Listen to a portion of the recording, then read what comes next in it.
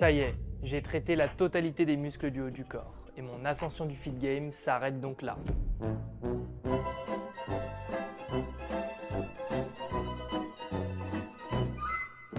Et oui, c'est un fait, le pratiquant de muscu de base est beaucoup moins intéressé par ce qui se passe en dessous de sa ceinture. Je parle bien entendu des quadriceps, des ischios, des fessiers et des putains de mollets de merde. Trêve de plaisanterie et on attaque les vidéos bas du corps avec le sein quadriceps, le muscle préféré de Tom Platz. Ou alors c'était Tom Platz, l'être humain préféré des quadriceps. Je sais plus. Retiens bien cette phrase mémorable que tu vas ancrer dans ta tête avant d'aller te marbrer les jambons. Elle nous vient de Tom Platz bien sûr. Attention pour cet accent incroyable. Is when you are uncomfortable is when you will grow. Bon, si t'es encore plus mauvais que moi en anglais, ça veut juste dire que c'est en souffrant que tu vas progresser. Quand tu vois la gueule des séances de Tom Platz, tu comprends qu'il disait pas ça juste pour rire. Ce mantra a beaucoup de sens à mes yeux et j'ai l'impression qu'on a perdu cette habitude de devoir en chier pour obtenir quelque chose. Cela fera sûrement l'objet d'une vidéo plus axée mental et état d'esprit. Recentrons-nous, aujourd'hui c'est les quadriceps.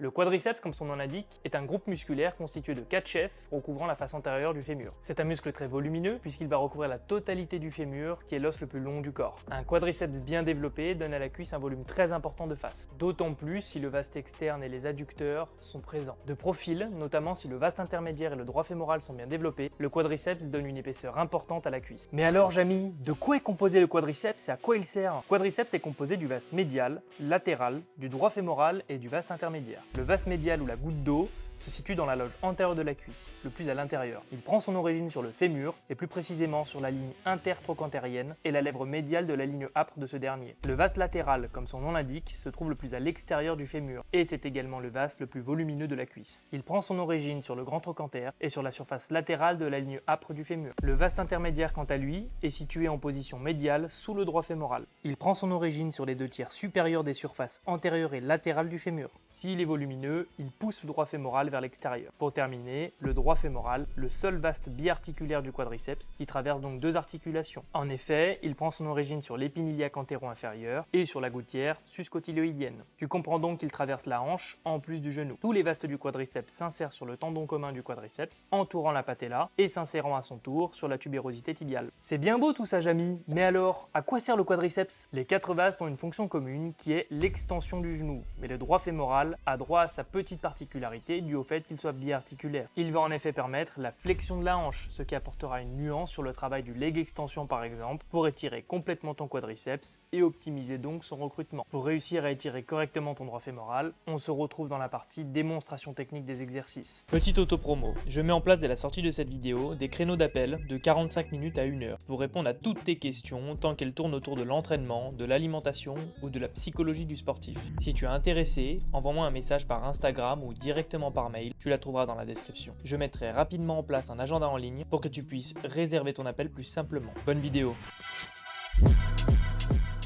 Tu connais donc l'anatomie et la fonction du quadriceps. Je vais te donner quelques clés pour connaître ta morpho-anatomie et savoir si tu seras avantagé mécaniquement et esthétiquement pour l'entraînement de tes quadriceps. Cela te permettra notamment de prendre en considération les avantages et les inconvénients de tes leviers osseux et ça t'aidera à mieux choisir tes exercices. On commence par la morpho-esthétique parfaite de quadriceps de mon point de vue. Une chose que je n'ai pas faite dans les vidéos précédentes, c'est ce petit disclaimer. Quand je te présente la morphologie parfaite, c'est de mon point de vue et bien entendu, il peut être subjectif. Une chose qui me paraît essentielle du point de vue esthétique, c'est l'équilibre d'un physique. Il semblerait logique que je prenne Tom Platz pour illustrer la morphologie parfaite des quadriceps. Mais pour moi, son physique manquait d'équilibre. Il avait des jambes vraiment trop volumineuses par rapport au reste de son corps, notamment par rapport à son haut du corps. L'athlète que je choisis de te présenter va sûrement te surprendre quand il s'agit des cuisses, mais c'est Arnold. Et oui, il était connu pour ses pectoraux incroyables et on entend souvent dire qu'il avait des jambes en retard ou pas suffisamment développées. Mais je suis désolé, la ligne de son physique était parfaite. Il était clairement désavantagé pour avoir des quadriceps énormes avec ses longs fémurs et le peu de matériel de l'époque qu'il avait pour compenser son désavantage morphologique. Quand tu vois ses cuisses et la longueur de son fémur, je trouve ça incroyable. Le bodybuilding des années 70-80 a donné les plus beaux physiques et les plus équilibrés de tous les temps. Avant de rentrer dans le vif du sujet, petit cours sur la mesure de longueur osseuse. Vous êtes quelques passionnés à m'avoir demandé en commentaire comment on mesurait telle ou telle longueur osseuse, alors les voici. Pour déterminer la longueur de segment d'un athlète, il faudrait mesurer la longueur totale de ses jambes, de la malléole interne jusqu'à l'épine iliaque antéro-supérieure, puis mesurer la longueur de son tibia, de la malléole interne jusqu'à la surface supérieure du condyle médial du tibia, et enfin la longueur de son fémur en partant de la surface supérieure du grand trochanter jusqu'au condyle latéral du fémur. Comme tu l'imagines, ces informations ne sont pas disponibles publiquement, ce sont donc des études morpho-anatomiques appuyées sur des photos. Il est également important de connaître la longueur du tronc quand on s'intéresse au bas du corps. Pour le tronc, il faut partir du grand trochanter jusqu'à la pointe postérieure inférieure de la mandibule. Revenons donc à nos moutons.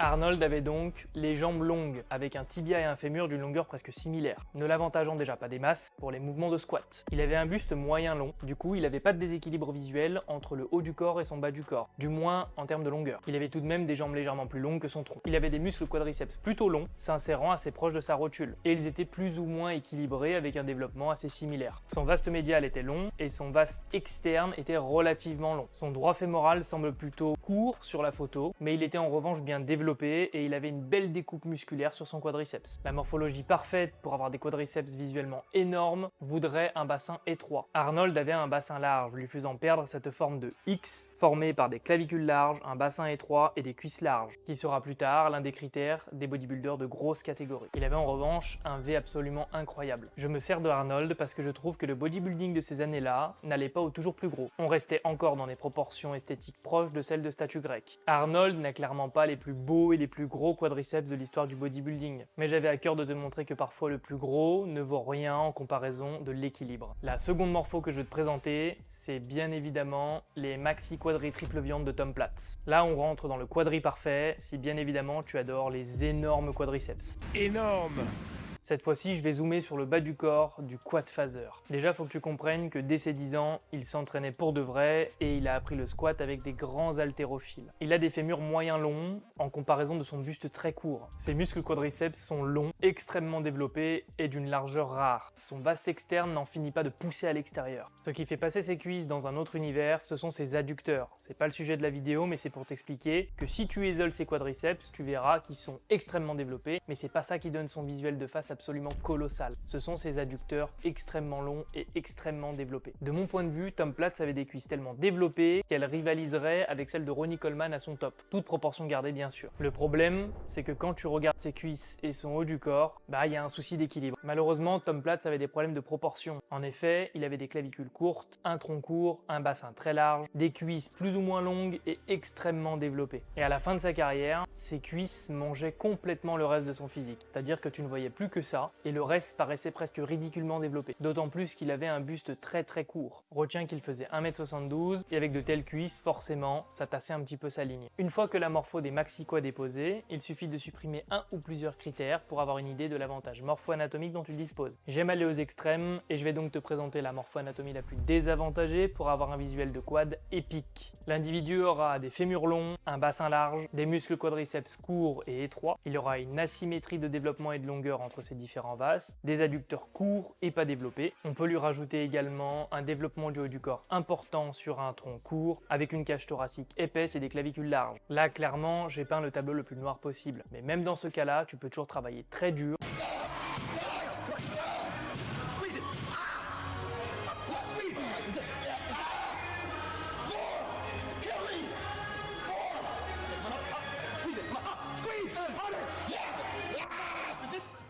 Pour essayer de compenser ta malchance génétique pour avoir des quadriceps énormes. Pour terminer, on va un petit peu parler de l'avantage en performance, le squatter. Cet individu aura des jambes courtes et un buste long. Il y a un petit calcul qui te permet de savoir si tu vas être très avantagé au niveau du squat et c'est le suivant. C'est la longueur totale de jambes en centimètres x 100 divisé par la taille en centimètres. Si le résultat est inférieur à 44, tu seras réellement avantagé au squat. Il aura en plus un tibia plus long que son fémur pour l'avantager et lui permettre de squatter le plus verticalement possible et conserver un buste très droit. Il aura en plus un bassin large lui permettant d'avoir une bonne stabilité et un col du fémur ouvert pour avoir une grande mobilité en ouverture au niveau des hanches. Pour qu'il soit parfait, on peut en plus lui rajouter une bonne mobilité de hanche et une bonne mobilité de cheville. Ce que je viens de te présenter ne reflète pas la réalité, mais te permet d'avoir de grands exemples. Le plus important, c'est que tu aies une idée de ta morpho-anatomie. Mais dans un premier temps, ce qu'il faut que tu fasses, c'est analyser ta structure osseuse. Tu t'intéresseras donc à la longueur de ton tronc, la longueur de tes jambes, la longueur de ton fémur et de ton tibia, la mobilité de tes hanches, la mobilité de tes chevilles. Avec ça, tu sais déjà si tu vas être avantagé mécaniquement mécaniquement ou non sur le squat par exemple, et ça peut déjà un petit peu orienter ton choix d'exercice. Le squat libre par exemple ne devrait pas te convenir si tu as un buste court et des jambes très longues. Encore une fois, c'est à tester sur le terrain. Si tu adores le squat et que même si t'es désavantagé, tu prends du plaisir à le faire et que tu progresses dessus, tu peux le conserver. Ensuite, pour sélectionner correctement tes exercices et savoir quel axe et quel mouvement tu vas devoir privilégier, il faut déjà avoir pris du muscle et avoir passé quelques temps à t'entraîner de manière globale. Les quadriceps, c'est un petit peu différent des autres muscles, parce qu'en gros, leur fonction principale, c'est l'extension du genou, sauf le droit fémoral qui lui va agir en plus sur la flexion de la hanche. Je stoppe ton délire tout de suite de placement des pieds ou de rotation du tibia sur le leg extension pour recruter plus tel ou tel vaste du quadriceps. Ça n'aura aucune incidence. En effet, le quadriceps n'a pas d'incidence sur la rotation du genou ou sur la rotation de la cheville. Conserve donc simplement un alignement de ton fémur jusqu'à ta pointe de pied sur les exercices de quadriceps. Pour ce qui est de l'action du droit fémoral qui est la flexion de la hanche, tu n'auras pas 50 000 exercices pour le travailler correctement. Mais ça, je te le présenterai dans les exercices pour le quadriceps. Les critères importants pour choisir correctement tes exercices pour travailler tes quadriceps sont les suivants. Avant toute chose, intéresse-toi toujours à l'équilibre de ton physique. Ici, je te conseille de t'intéresser à l'équilibre antéro-postérieur, donc de ta chaîne antérieure, tes quadriceps et de ta chaîne postérieure, tes ischios et tes fessiers. Et bien entendu, mais pas 4, 5, 6 exercices quadriceps si tu as déjà une chaîne antérieure énormément développée et une chaîne postérieure en retard. Ensuite, je te conseille de sélectionner des exercices qui présentent le moins de facteurs limitants possible, et ce pour optimiser ton hypertrophie. Une chose sur laquelle tu ne pourras rien faire mais qui est très important à prendre en compte, c'est le matériel que tu as à disposition. Je te conseille également de ne pas sélectionner un exercice sur lequel tu ne pourrais pas surcharger progressivement et au long terme. Cela stopperait complètement ta progression si tu es déjà presque au maximum des charges que tu peux rajouter sur une machine. Une chose importante pour éviter d'être freiné par des potentielles blessures, c'est les désavantages morpho-anatomiques que tu pourrais avoir. Je pense notamment à tes leviers osseux. Un truc très important dont on entend très peu parler, ce sont également tes préférences. Je préfère que tu choisisses un exercice que tu aimes travailler et que tu vas conserver au long terme, où tu pourras progresser longtemps dessus, plutôt qu'un exercice qui semble mieux sur le papier mais que tu détestes faire et que tu ne conserveras pas au long terme. Je te conseille également de faire attention aux potentielles contraintes que tu peux ressentir lors d'un exercice. Si au moyen long terme, des tensions articulaires ou tendineuses persistent sur un exercice sur lequel tu as une technique correcte, je te conseille de ne pas conserver cet exercice. Cela paraît évident, mais le recrutement permis par l'exercice, si tu sélectionnes par exemple une presse à cuisse pour solliciter tes quadriceps et que tu viens principalement ressentir tes fessiers sur l'exercice, je te conseille pas forcément de conserver la presse à cuisse. Même si en toute logique, tu devrais avoir un énorme recrutement de tes quadriceps sur cet exercice. C'est pour te donner un exemple. Pour terminer, tu dois t'intéresser à l'équilibre entre tes différents vastes. Si par exemple tu as un retard du vaste médial, je te conseille de t'intéresser aux fins des extensions de genoux. Tu pourrais réussir à augmenter son activation et donc à améliorer sa stimulation et son développement. Si au contraire tu as un retard du droit fémoral, tu devras chercher à augmenter son étirement sur les exercices et donc à conserver une hanche en extension et une flexion maximale du genou. Cette variante-là, je te la présenterai sur le leg extension dans la partie démonstration des exercices. Une fois que tu as toutes ces informations, il te sera désormais facile de choisir les bons exercices pour entraîner correctement tes quadriceps. La morpho-anatomie c'est cool, mais c'est certainement pas un outil pour baisser les bras et se lamenter parce qu'on serait légèrement désavantagé. On a tous nos points forts et nos faiblesses, mais cette approche-là de la musculation a pour objectif de t'offrir plus de données qui te permettront de mieux choisir tes exercices, ce qui te permettra de limiter les risques de progresser plus longtemps et plus loin. Pour les quadriceps, j'ai remarqué que c'est surtout une question d'entraînement et d'intensité de séance. Je suis clairement pas né avec des gros quadriceps, mais bordel, je me suis vraiment massacré la gueule sur mes séances jambes. Avant de te plaindre de ta morpho, entraîne-toi dur et tu verras que tes cuisses bougeront.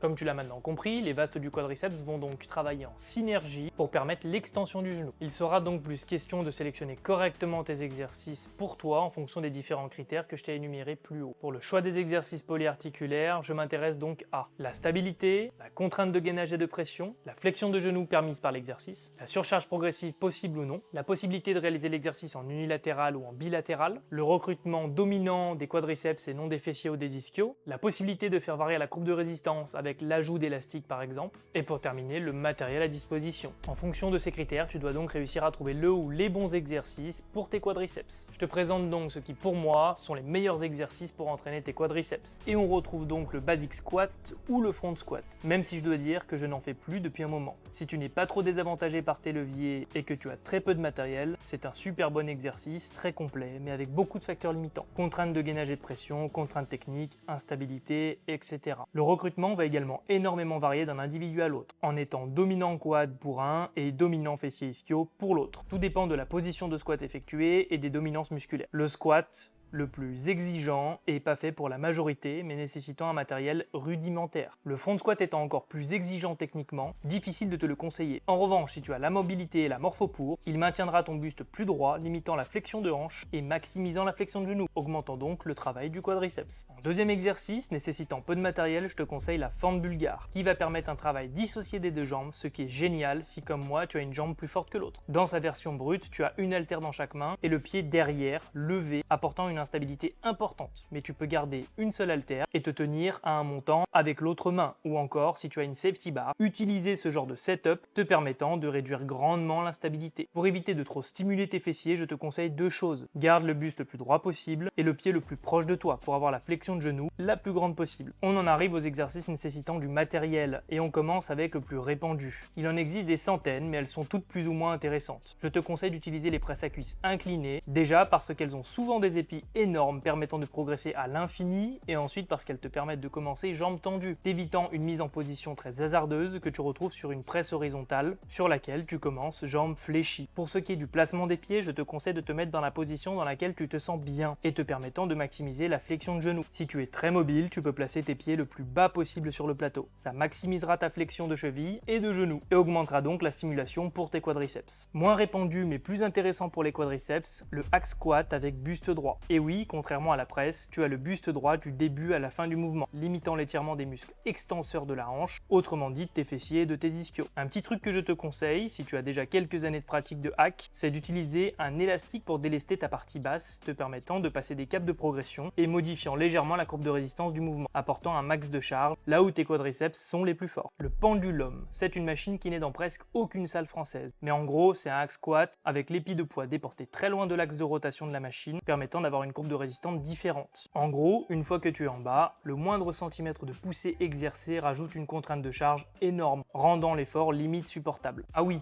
et c'est une machine sur axe rotatif et non linéaire comme un hack squat ou une presse à cuisse. Cela peut notamment me permettre d'avoir des amplitudes de flexion de genou plus importantes. Pour terminer, ce qui pour moi est le belt squat, qui commence doucement à arriver en France. Pourquoi il est à la fin? Parce que c'est le meilleur. Il supprime simplement tous les facteurs limitants, pas de contrainte de pression ou de gainage, le poids reposant sur ton bassin par la ceinture. La colonne ne prend donc pas de contraintes. Pas besoin non plus de s'hyper pressuriser puisque le poids repose en dessous de ta ceinture abdominale. Tu peux donc respirer normalement, pas besoin de mettre en place de méthode Valsalva. La stabilité est très bonne puisque ces machines ont des poignées permettant de se tenir. Le sol est généralement très agrippant pour ne pas glisser quand tu pousses comme un demeuré. Bien sûr, possibilité de surcharger au long terme et d'ajouter des élastiques. Il existe cependant deux bémols à cette machine. Les ceintures sont souvent très mal conçues et pouvant irriter rapidement sur l'appui au niveau de l'os iliaque. Et l'amplitude peut être limitée si la longueur de la chaîne est trop grande. Tu peux toujours placer des cales sous tes pieds pour augmenter l'amplitude si jamais. Sur cette machine, fais-moi le plaisir d'avoir un mouvement vertical et de ne pas charger comme un demeuré si le seul mouvement que tu fais c'est de pousser ton cul en arrière et d'avoir un quart de flexion de genou en tractant avec tes bras les trois quarts de la poussée. Pour ce qui est de l'isolation du quadriceps, j'ai deux exercices à te proposer. Et oui, seulement. Bien entendu, le leg extension que je te conseille de bosser en unilatéral si comme moi tu as une jambe plus développée que l'autre et règle correctement la machine. Il y a généralement 3 points de réglage. La profondeur du dossier, le réglage pour la flexion du genou et le réglage du boudin qui doit appuyer juste au-dessus de la malléole en bas du tibia. Tout ça pour que ton genou soit aligné avec l'axe de rotation de la machine. Tu as deux manières de réaliser ton leg extension. La manière basique avec les fessiers au fond du siège et une flexion-extension du genou. Et la manière moins conventionnelle où tu vas chercher à étirer au maximum ton quadriceps et notamment ton droit fémoral en montant ton bassin au plafond. Ce qui va avoir pour effet de placer ta hanche en extension et donc d'étirer ton droit fémoral. Pour finir, je te propose un troisième exercice, du sissy squat. Si tu veux vraiment étirer ton droit fémoral, en te tenant et en te lestant d'une haltère ou pour plus d'équilibre avec un gilet lesté, si la variante au poids de corps est trop facile pour toi.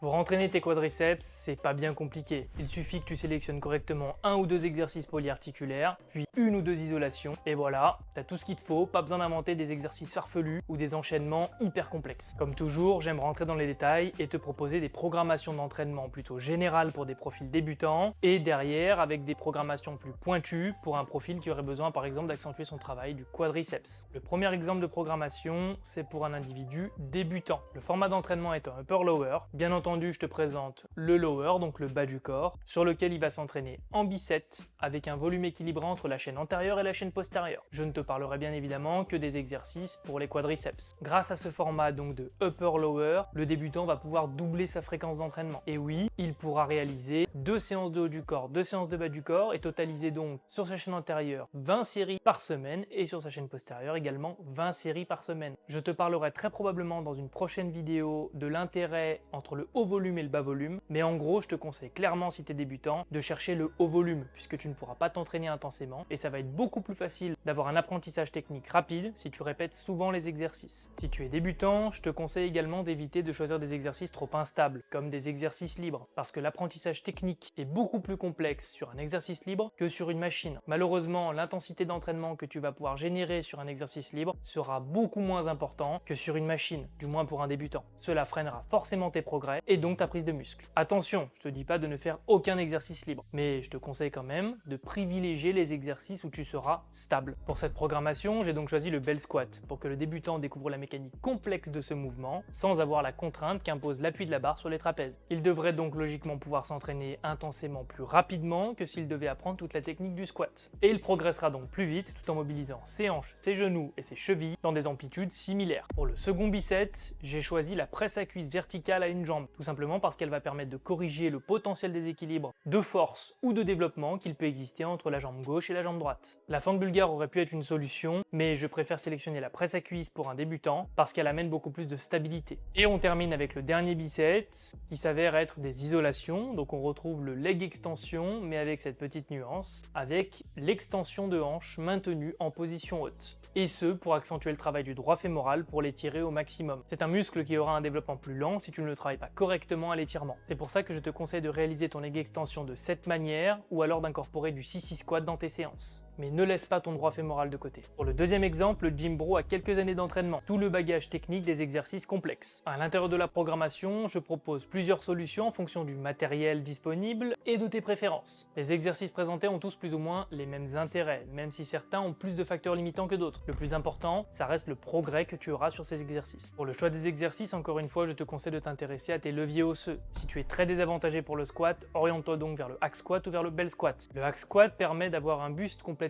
immobile. L'articulation du genou devrait donc prendre la totalité de l'attention, puisque la hanche va certes fléchir, mais le buste ne bougeant pas, il n'y aura aucun levier pour les extenseurs de la hanche. C'est donc l'articulation du genou qui prend le maximum de l'attention et donc le quadriceps. Pour le bell squat, le buste est plus libre. Il peut bouger d'avant en arrière, même si je te le déconseille. En revanche, encore une fois, le levier pour la hanche est quasiment nul, puisque la charge repose directement sur ton bassin par le biais de la ceinture. La contrainte sera donc principalement appliquée sur l'articulation du genou et donc sur tes quadriceps. Si l'individu a une morphologie de squatter ou qu'il veut absolument squatter et qu'il veut optimiser l'hypertrophie de ses quadriceps, je lui conseille de s'orienter vers le front squat ou vers le squat à la safety bar. En effet, ces deux variantes vont maintenir le buste le plus droit possible, limitant donc la flexion de la hanche et maximisant la flexion du genou, augmentant donc le recrutement du quadriceps et donc son développement. Quoi qu'il en soit, sur ce premier exercice, je te conseille de maximiser tes charges, avec des tempos pouvant être lents ou explosifs, peu importe, mais retiens qu'on veut un maximum de stress mécanique. Le deuxième exercice sera réalisé en unilatéral, pour la même raison que sur la programmation débutant, toujours dans l'objectif de corriger un potentiel déséquilibre gauche-droite. Le nombre de répétitions sera également plus élevé, l'objectif étant d'apporter un stress un petit peu différent du premier exercice, et de se retrouver un petit peu moins dans le nerveux. Je te propose 3 exercices du plus complexe au plus facilitant. Personnellement, j'aime conserver au moins un exercice assez instable, pour stimuler mes muscles stabilisateurs et être prêt pour n'importe quel sport d'appui. Je choisis donc la fente bulgare avec une haltère dans chaque main. Mais si tu veux maximiser ton hypertrophie, je vais te conseiller de t'orienter vers les variantes à la Smith Machine ou à la Safety Bar, t'apportant beaucoup plus de stabilité. Pour finir, la presse à cuisse reste une super option que tu peux sélectionner. Et on termine avec un petit bicep quadriceps avec du leg extension dans l'objectif d'avoir une forte tension de contraction, donc à la fin de l'extension du genou, qu'on enchaînera tout de suite sans temps de repos avec du sissy squat, cette fois-ci pour avoir une forte tension d'étirement, donc dans la position d'étirement du quadriceps. Si tu fais du foot, tu n'as bien évidemment pas besoin d'entraîner tes quadriceps. Non. Dans de rares cas, il se peut que tu aies tes quadriceps vraiment en avance en comparaison de ta chaîne postérieure ou de ton haut du corps. Par exemple, si tu as les fémurs courts et les vastes du quadriceps tous longs et déjà développés sans beaucoup de travail, je vais te déconseiller de trop les travailler. Tu as très probablement les fessiers et ou les ischios en retard et tes séances jambes devraient donc avoir pour principal objectif de corriger ce déséquilibre. Il se peut également que tu pratiques un sport où tes quadriceps sont énormément sollicités, comme le vélo de sprint ou tous les sports comportant des sprints de course. Normalement, tu devrais avoir à l'intérieur de tes séances de renforcement un équilibre chaîne antérieure, chaîne postérieure. Si tu as un préparateur physique, mais même si tu en as un, il se peut qu'il soit incompétent ou que tes séances ne soient pas adaptées à tes problématiques. Si le renforcement d'athlète était si bon, pourquoi existe-t-il autant de blessures, même sur du haut niveau? Bien évidemment, le sujet de la blessure est trop complexe pour être expliqué en 2 lignes, mais le déséquilibre antéro-postérieur peut être un des nombreux facteurs de blessure. Il va ensuite exister toute une liste de pathologies qui va malheureusement freiner ou stopper complètement l'entraînement de tes quadriceps et plus globalement de tes cuisses. On va bien sûr retrouver tous les types de fractures que tu retrouveras sur le bas du corps. Fémur, tibia, les os du pied et j'en passe. Toutes les entorses du genou, de la cheville ou bien ligaments croisés par exemple, dans des stades où la douleur et le gonflement est encore important. Et oui, parce qu'il n'y a pas forcément d'opération suite à une entorse grave. Il est tout à fait possible, de par le renforcement musculaire, de créer une gaine suffisamment stable autour du ligament qui a été fragilisé ou lésé pour permettre la reprise du sport, même des sports avec instabilité. Il est assez fréquent de retrouver des rugbyman professionnels sans ligaments croisés et qui pour autant jouent tout à fait normalement et ont un niveau de performance très élevé. On va ensuite retrouver toutes les hernies discales, cruralgie ou sciatiques, bien qu'une fois l'hernie résorbée par de la kiné par exemple, la reprise du squat ou du bel squat soit possible, si toutefois la zone a été renforcée et que la remise en tension est progressive. Le bel squat reste une très bonne option pour une reprise plus en sécurité, parce qu'encore une fois, il n'y a pas de contrainte de pression sur la colonne. Bien entendu, ne t'amuse pas à faire de la presse à cuisse, du bel squat ou du squat ou encore du hack squat si tu as une hernie avec une perte de force sur les membres inférieurs. S'il existe une quelconque douleur, une perte de force ou de mobilité, tu vas voir un spécialiste, tu passes une IRM et puis ensuite tu te fais conseiller par des professionnels de santé. Pour la pratique du squat, on va également retrouver toutes les pathologies articulaires de la colonne. Je pense notamment à une discopathie ou n'importe quelle hernie, qu'elle soit cervicale, thoracique ou lombaire. Par exemple, dans mon cas, c'est un œdème cervical qui occasionnait des douleurs à l'appui de la barre sur le mouvement du squat. À force, ça a créé un enraidissement de toute la zone scapulaire et j'étais même plus capable d'attraper ma barre avec mes mains quand elle reposait sur mes trapèzes. La survenue de cet œdème était très probablement liée au squat lui-même. Je te déconseille d'insister sur un exercice qui te fait souffrir au long terme, malgré une révision technique et un renforcement de la zone. Si tes douleurs persistent, change d'exercice. Les problèmes au ménisque et au plateau tibial vont également causer des douleurs et donc des gênes pour l'entraînement de tes quadriceps. Pour ce genre de pathologie, dans lequel je vais également glisser les pathologies articulaires comme l'arthrose de hanche, de cheville et de genou, je te conseille de t'entraîner en dessous d'un certain seuil de douleur. Bien évidemment, fais suivre l'évolution de tes articulations régulièrement. Pour terminer, toutes les pathologies liées à la pression, pour un problème de pression artérielle par exemple, ou de pression au niveau du tympan. Et oui, les séances de jambes, notamment le squat, vont faire exploser ta pression intra-abdominale.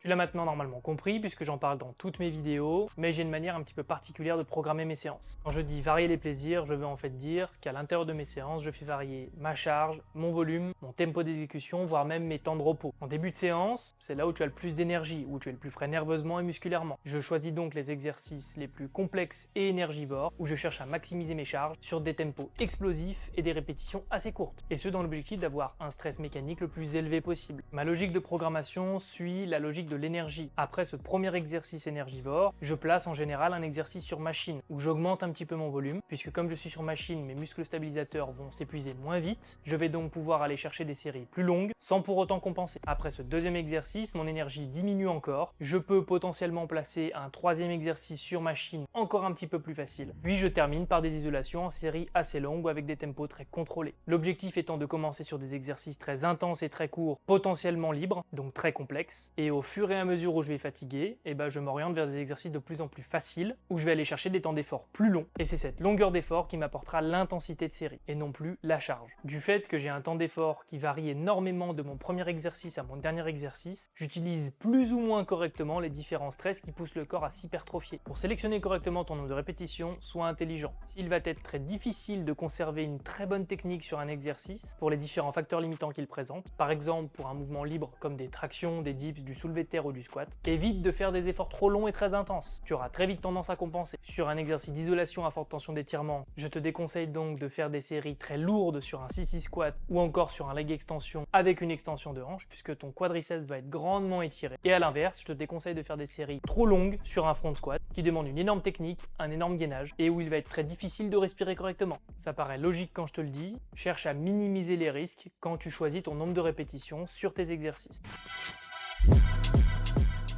Ah, les quadriceps. Je peux te dire que j'y ai mis du cœur et des larmes dans l'entraînement de mes quadriceps, un peu à la Tom Platz. J'ai toujours beaucoup entraîné mes cuisses, mais ce qui a fait passer mes entraînements jambes dans un autre univers, c'est l'opération de mon ligament croisé et l'année de kiné qui a suivi. Quand pendant un temps, tu n'as plus la santé, tu comprends l'importance qu'elle a. Et encore, c'était une opération sans gravité et j'ai retrouvé quasiment 100% de mes capacités. Après l'opération, ça a quand même été la galère. Et ouais, j'ai bêtement insisté sur du squat parce qu'à l'époque, je voulais faire de la force athlétique et du coup, ça a augmenté mon déséquilibre gauche-droite. À force de faire que du bilatéral, j'ai jamais récupéré réellement ma jambe faible et j'avais tendance à beaucoup plus pousser sur ma jambe forte. Sur tous les exercices que je réalisais en bilatéral, donc les deux pieds en même temps, j'avais toujours la sensation d'être complètement tordu. Il faut du temps pour accepter qu'il va falloir adapter ses entraînements et que s'entraîner comme avant ne fonctionne plus. J'ai donc fini par laisser mon bon vieux squat de côté et je me suis tabassé sur des hack squats, des presses à cuisses et enfin, quand j'ai eu trouvé la perfection, je me suis mis au bel squat. Ce que j'en retire, c'est que même si sur l'instant tu as l'impression d'être incassable, tu t'abîmeras au long terme parce que ces exercices libres ont forcément un impact sur ton système articulaire. Si bien évidemment tu pousses le délire de la performance à l'extrême. Si tu squattes en tempo avec des charges que tu maîtrises, l'impact sera bien moindre, on s'est compris. Comme tu peux l'imaginer, la création de ces vidéos me prenne énormément de temps. Alors si elles te plaisent, pense à liker, à t'abonner, à les partager. Dis-moi en commentaire si t'es plutôt squat ou bel squat. Si tu as des questions que tu veux me contacter, tu trouveras mon mail en description, mon Instagram, et tu trouveras aussi un petit questionnaire que tu peux remplir si jamais tu es intéressé par du coaching. Sur ce, je te dis gros bisous, à la prochaine,